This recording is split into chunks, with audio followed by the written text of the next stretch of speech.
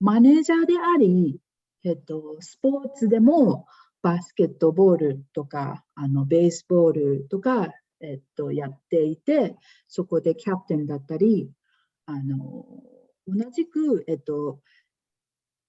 一人娘さんお持ちなんですね、お父さん。で、もう本当にマルチ肩書きを持っている方で、常にその Get things done っていう、精神でことをやっています。まず本当にケンさんの、経歴はすごい面白くて、どこの国で生まれて育ってで、それをちょっと簡単に紹介していただけませんか？はい。生まれは、中国の大連という、昔、日本が領土占領した時の満州って呼ばれてますね。はい。そこで、89年に、生まれまして、6歳の時に日本に、行きました。ありがとうございます。そして、6歳の時に日本に行って、その後にアメリカですか？アメリカも留学6歳の時に日本に家族で、帰化をして、それで、小学校、中学校は日本の公立の学校に行って、で、高校から大学までアメリカで8年間過ごしました。で、おばあちゃんが日本人の残留孤児なんですよね。あれ、話したことなかったでしたっけ？ないです。はい、初めて。おばあちゃんが、戦争の時に、日本人の家族で、多分中国で生まれて、それで戦争が終わった時に、残留孤児で中国に残っちゃったんですよね。はい。なので、日本のルーツはあったんですけど、おばあちゃんがずっと中国で生まれ育ってで、僕が6歳の時に日本にやっぱ帰化したいっていうので、それで家族みんなで日本に帰化した感じですね。はい。なので僕は地理的なところでいくと、25% が日本人で、75% が中国人です。本当にパッションなところは多分、熱いところは中国人が入ってます。熱い。日本人も熱いけど、またね、中国人ならではのその熱さ。はい。本当にマルチ、言語が操ることができてて、で、例えば普段会話しているとき、どの言語が一番自分にとって居心地がいい？いや、基本やっぱり日本語が英語で、日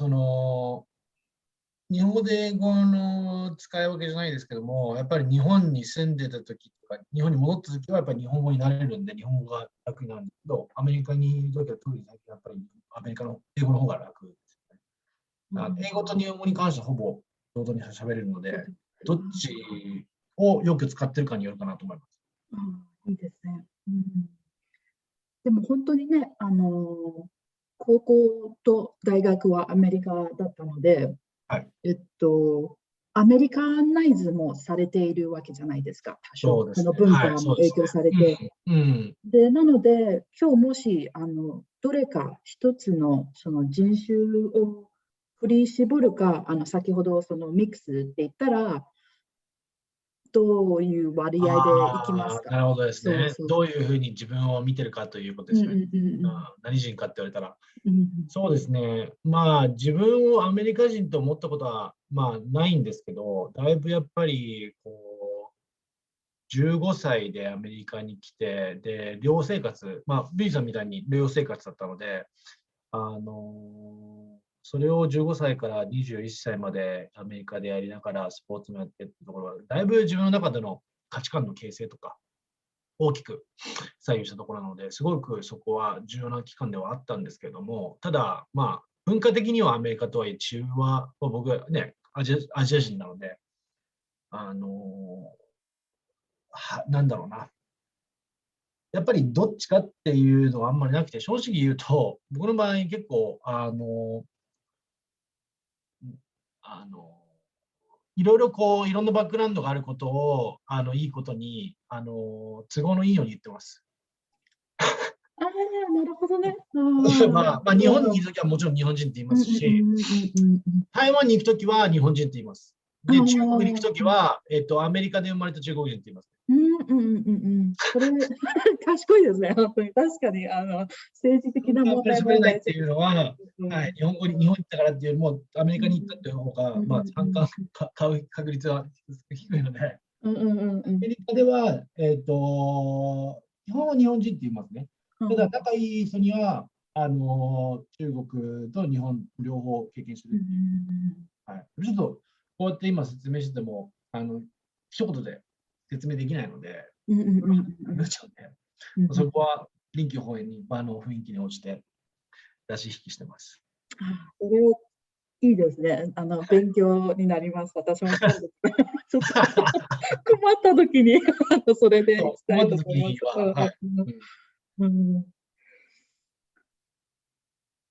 まあ、そのね、こう、スポーツは、チームスポーツをやってらっしゃって、で、しているときに気をつけていること、マインドセット的なものってとかはありますか？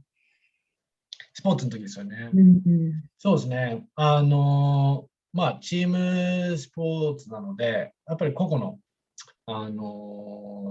個々がそれぞれの役割を果たして初めてチームとして機能すると思うんですけど、プレイヤーとして意識することは、まあ、周りによって自分が発揮しなければいけない。発揮できることは、まあ、基本決まってると思うんですけど、ただ、どこを、まあ、強みっていうのはいろいろあって、ただ、どういうところ、周りとのバランスを見ながら、どういうところで自分をできるのかっていうところを、なんだろうな、ちゃんと明確にしながら、そこを意識してるっていうところと、あと、まあ、野球では、中学も高校も大学もずっとキャプテンをやってきたので、そういう意味では、自分の強み、まあ、基本強みをどう生かすかっていうところかなと思っていて、なので、それぞれの選手が持っている強みとか、発揮できるところ、それはプレー自身だけじゃなくて、練習とかでも、チームをまとめるっていう意味でも、そういうところを見て、でそこでどういうふうな強みをみんなで発揮したら、チームの強みに生かせるかっていうところを意識してやってます。ありがとうございます。まあ、それで同じくその仕事をしているときにチームをマネジメント、には応用できるっていうことですよね。そうですね、全く同じマインドセットですね。やっぱり特に、なんだろうな、大体、まあ、特に日本がっていうところはあるんですけど、やっぱりできてること、いいところよりも悪いところに集中して、それをどうにか補えと。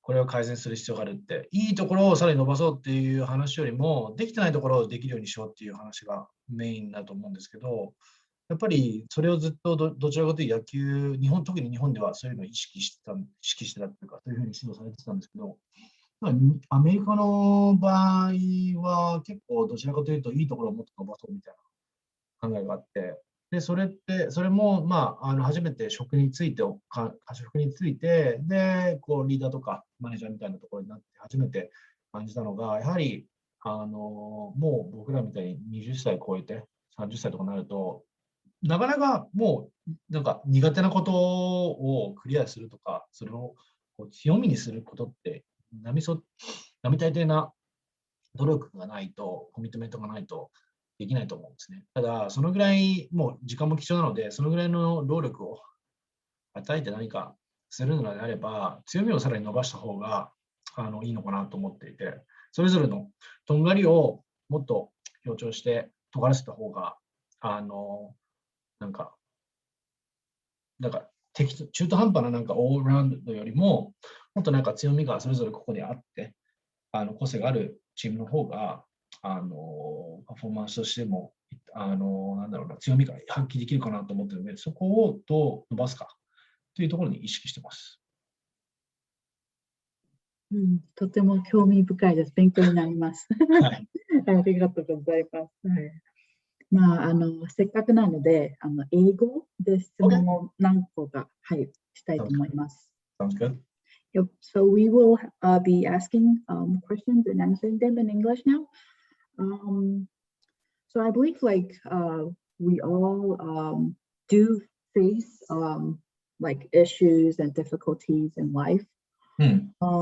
For you, Ken, when facing them, what do you usually do, particularly to try to solve it or overcome it? And what is the mindset you have for them? Yeah, so when I face an issue or difficulty, I usually think, if this is something that I try to think whether I can manage this on my own or not. Do I have the capability to do this? Do I have the resources to do this? And with everything that's given to me, is this the right timing? Is this the right thing to pursue it, to try to solve it on my own? And then, if that's not the answer, then I'll try to think of like who may have the answer, who may be able to, help me. And if I even can't think of anybody that can help me immediately, then I'll try to think of alternative. Like, okay, then who might be able to point me out to the right direction? Who might be able to connect me with someone else? So that's the first thing I'll try to do. In terms of mindset, I think it depends, but like I try to always have a mindset of everything happens for a reason. That's kind of my personal philosophy as well.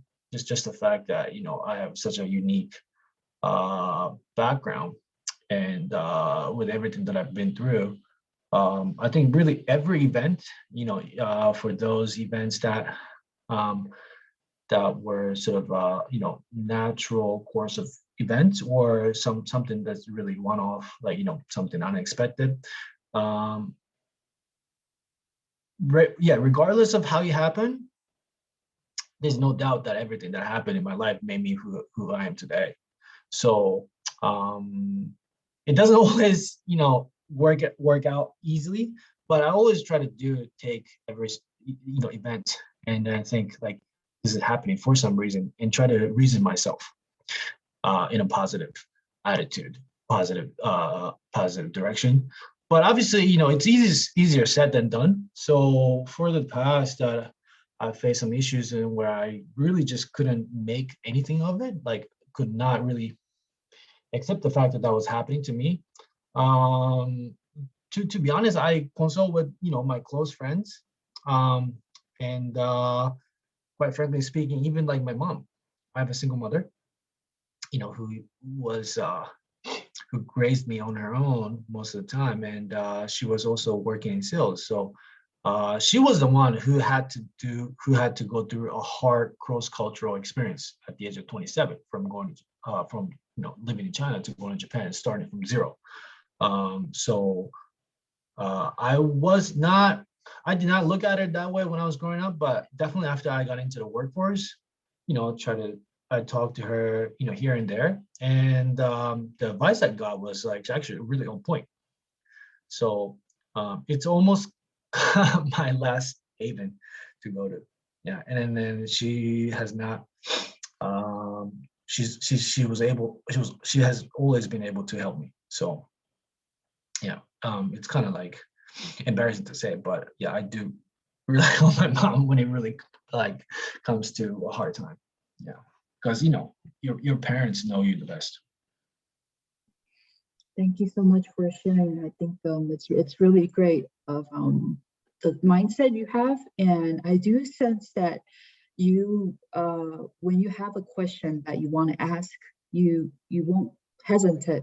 You just go right up to the person to ask it. I think that's really great, because like in Asian culture, even me, sometimes I'm like a little bit still afraid to ask questions, but I think it's very necessary to just do it, and it's really good. Yeah, that's a good point. I'm glad that I don't really have much hesitation to ask. I think I'm a pretty curious person in general, and when I want to know something, I just want to know. Like, I don't really care. Like, I think like people tell me like, oh wow, like you, like I was pretty surprised that you asked, you raised your hand in such a big crowd. Like, when we're doing some kind of like training where hundreds of people were tuning in, where 100 people are attending, it doesn't really bother me. If I'm curious, I want to know, because I'm trying to I'm trying to make the most of the time. And if I'm in some kind of training where, some guest speaker comes in to speak with us, and it's a great opportunity, and if we don't make the most of it, then why was that occasion even set up in the first place, right? So that's kind of my person. I don't really think too much about it. That is a great mindset to have. I will learn from that. Don't You go, man. Yeah, I'm not trying to do like a training for you. No, I know. Thank you. Yeah, it's always nice to hear how like things people, the way they do things. Yeah, I'm sure. Yeah, being in your position, interview people, you get to learn so many different perspectives. And I do actually listen to a lot of podcasts myself. So yeah, I enjoy doing this. Oh, great. Oh, thank you. I'm glad. Just like out of curiosity, do you have any recommendation for podcasts that you always listen to? Well, I'm not that much of a explorer. Like, I haven't explored so much. But there are two podcasts that I listen to quite often. So every day I listen to this podcast called Robbinhood Daily Snacks. Have you ever heard of it? Yeah, so there's two guys that's kind of like, close to our age, that started a podcast to basically do a financial news digest. They create a very, very concise but very impactful news into like 15-minute podcast where they cover 3 main stories every day. And the hosts are just very enthusiastic, very, very, very fun.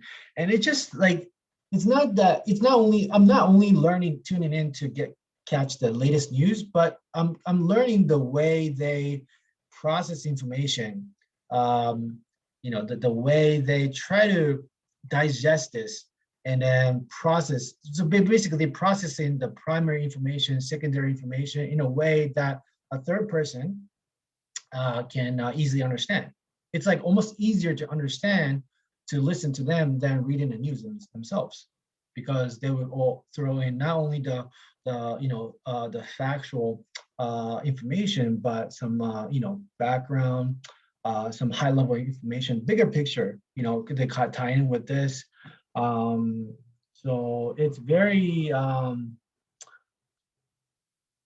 for a 15-minute, they amaze me how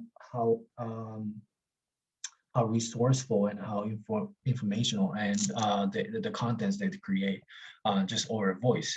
So I really enjoyed that. And the second one I listened to is Joe Rogan.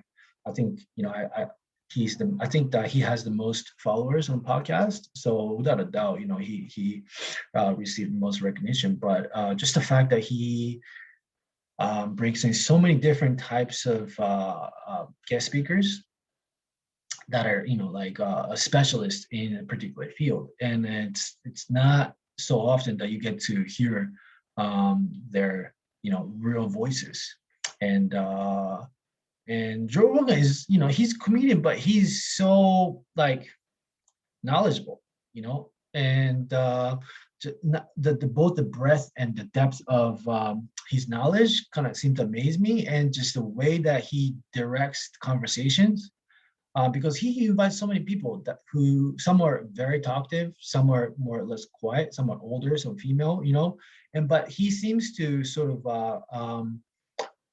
adjust to that, and then ask a very impactful impactful questions that get the most out of their the guests.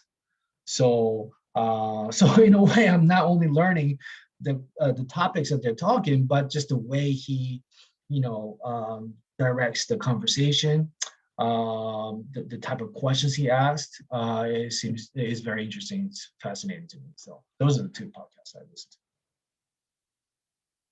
Thank you for recommending.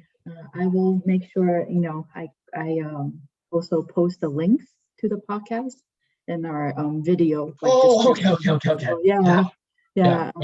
And then everyone can check them out. Mm-hmm.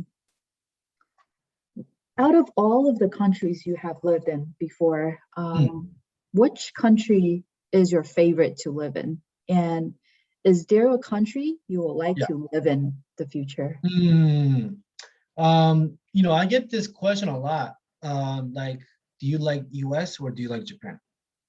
And I honestly think it's a trade-off. There aren't that many. Let me take that back. What you can get in Japan is something that you can't get in here, but it's vice versa. So it's a very interesting I wouldn't say they're polar opposite, but at least to me, when I'm in Japan, it's very convenient, right? It's safe, and you like live in this like a peace bubble, like everything's comfortable to me.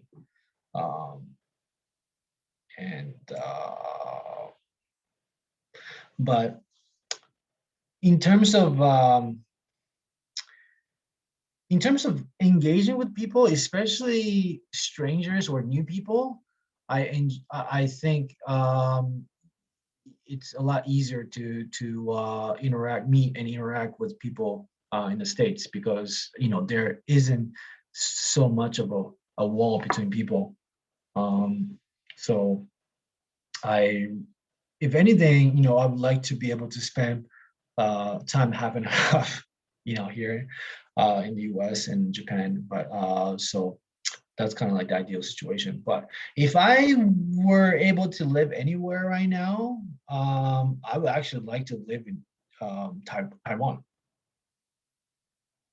Yeah.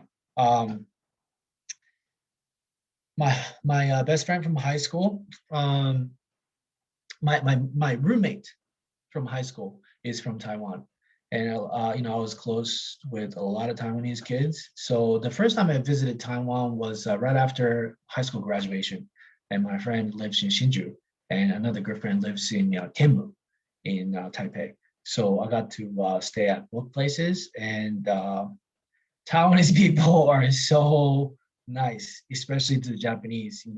I couldn't believe after all it happened in the history. Most of the people I talked to were like very appreciative of the Japanese colonization. I don't think it's all good news, but it was interesting in a way that they were taking a lot of the colonization in a positive way, that a lot of infrastructure was built, national railroad, was developed, and they kind of, like, a lot of people I talked to, I'm sure this is not everybody's opinion, but a lot of people at least I talked to sort of had this mindset that it helped develop the economy and build the foundation.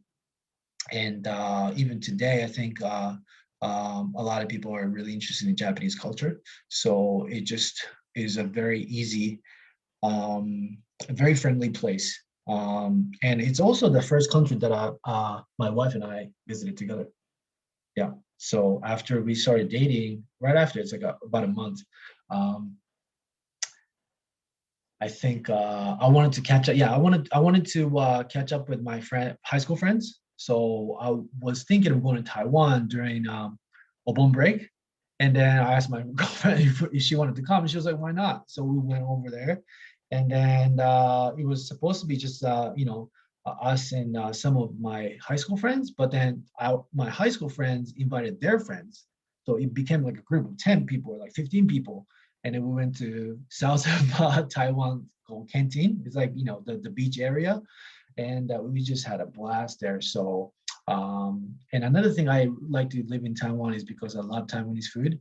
And mango is my favorite fruit. So yeah, the tropical fruits in Taiwan is just so good. And yeah, so really like to live there. Yes, Taiwan welcomes you.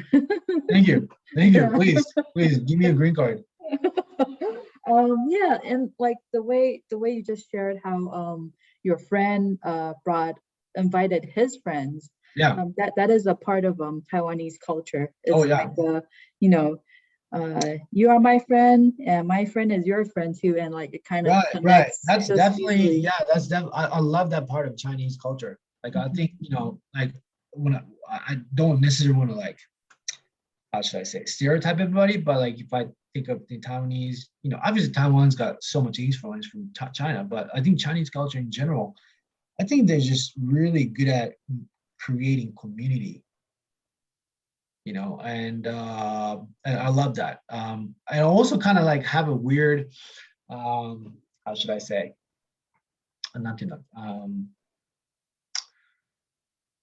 analogy to explain about the Chinese people. I think the Chinese people are like the Americans of Asian, in a way that they have an opinion and they speak of their opinion.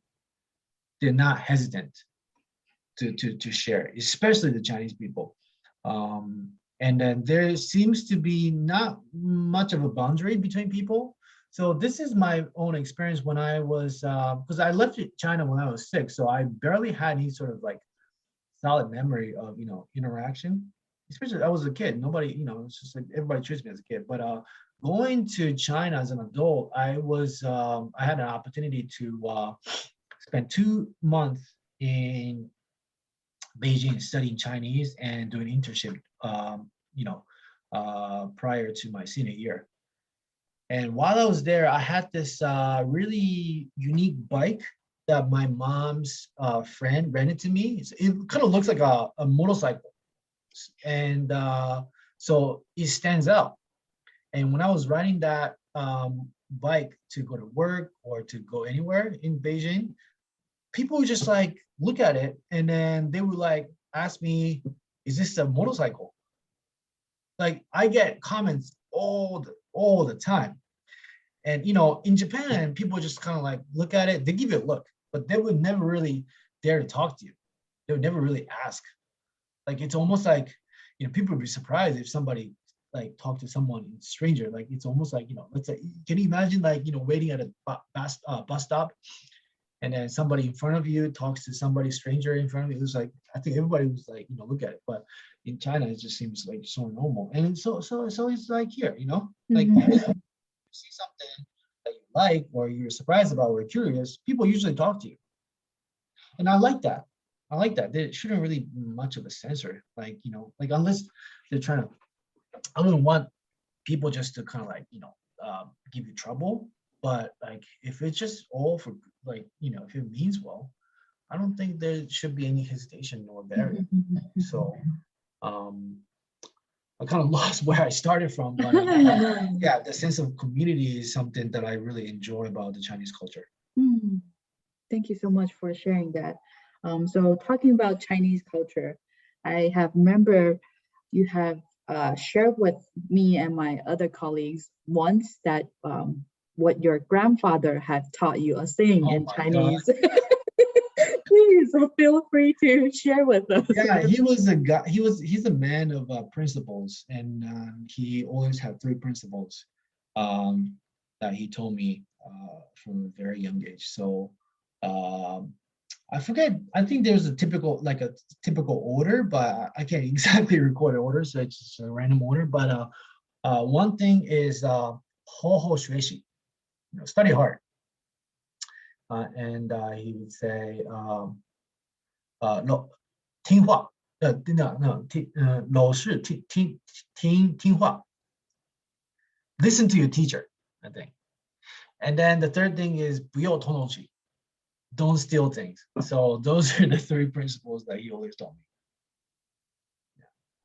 Thank you. Yes, I was very that like impressed me. I somehow like I keep remember about it. You like, it's kind of three principles. Yes, important everyone. Yeah.